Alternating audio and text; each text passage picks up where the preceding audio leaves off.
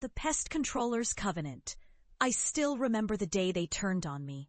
It was a Tuesday, the kind of day that starts innocently enough, but by the time I got home, I was a pariah in my own bloodline.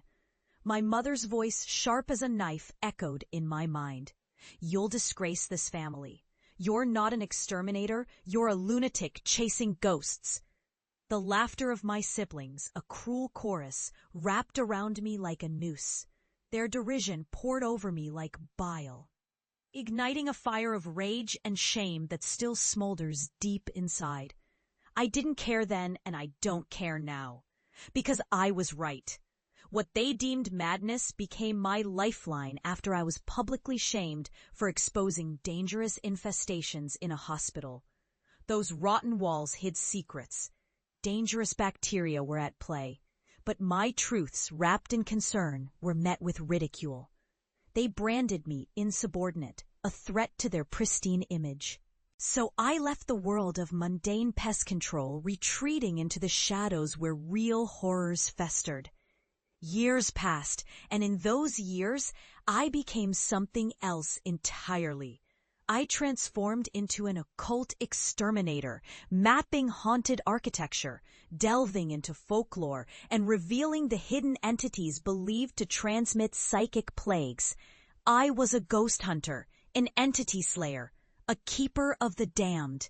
My mission became survival. And the only way to achieve that was to expose the monsters lurking beneath the surface. But that knowledge came at a price. The line between pest and poltergeist blurred, and I started to lose myself in the darkness I sought to conquer. Each encounter etched itself into my soul. My mind became a stained canvas of the terrors I faced. I wrestled nightmares that twisted and turned like malevolent serpents. I learned to listen to the whispers that wrapped around me, beckoning me to the horrors that awaited. Now, years later, I'm standing before the home that birthed this fractured heart. My hands tremble as I reach for the door, a mix of anticipation and dread coursing through me. The irony of walking back into the judgmental eyes of my family, now knowing what I know, sends chills down my spine. I am no longer the disgrace. I am the warning. "Who let you in? We're busy," my sister sneers as she opens the door. Her face twists in disgust, a stark reminder of what I once endured.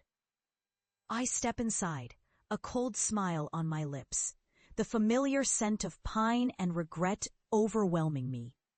"I brought something to show you," I say, my voice steady, though my heart pounds like a drum in a funeral procession. Their mocking laughter is a distant memory now. I've paved my path with the bones of disbelief. My family gathers, curiosity piqued, but their eyes betray the familiar fear of the unknown.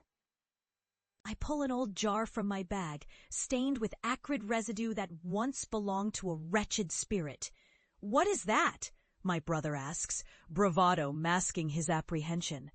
"A piece of my work, the remnants of a dark entity I've contained," I reply, my voice dipping into a low whisper. The air thickens, and shadows seem to stretch and writhe. It feeds off fear, you see. It's a psychic parasite, and if it escapes, I let the sentence hang, allowing the weight of my warning to settle over them like heavy fog. Suddenly, the lights flicker. A haunting cacophony of whispers fills the room. My family's confident facade shatters as their eyes dart around, wide with terror. A chill snakes down my spine. This is the moment where knowledge meets consequence. They've mocked the darkness, and now it's at their doorstep. "Shut it off," my mother yells, her voice thick with disbelief and rising panic. But I shake my head. The shadows celebrating. We invited it back. "You did, with your ridicule. You dismissed the tales I told, the warnings I shared," I say, my voice rising, intertwining with the whispers as I lock my gaze on theirs. "You refuse to believe what lurked beyond your comfort." Then it happens. The jar rattles violently as if it contains a raging storm, and I know what's coming. The air becomes electric, tinged with a malevolent force.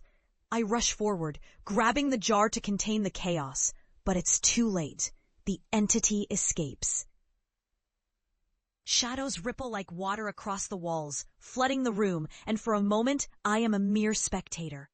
My family screams, their voices mingling in a symphony of terror. They claw at the walls, the shadows writhing around them, crawling beneath their skin, pulling forth their deepest fears. I'm rooted to the spot, transfixed by the very horror they once ridiculed. They see now. What they dismissed as mere superstition now dances in front of them. A macabre ballet of their disbelief. The entity wraps around them, revealing their darkest secrets, betrayals, fears, regrets, all laid bare. They are no longer laughing. They are drowning in their own self-loathing. As the shadows close in, I turn away, not out of malice, but to grant them the mercy I never received. I step outside, the door creaking shut behind me. Their cries fade as I walk away, leaving them to face the weight of their ridicule. In the end, I'm not just a pest controller. I'm a harbinger of truth, a witness to the horrors that exist beyond the veil.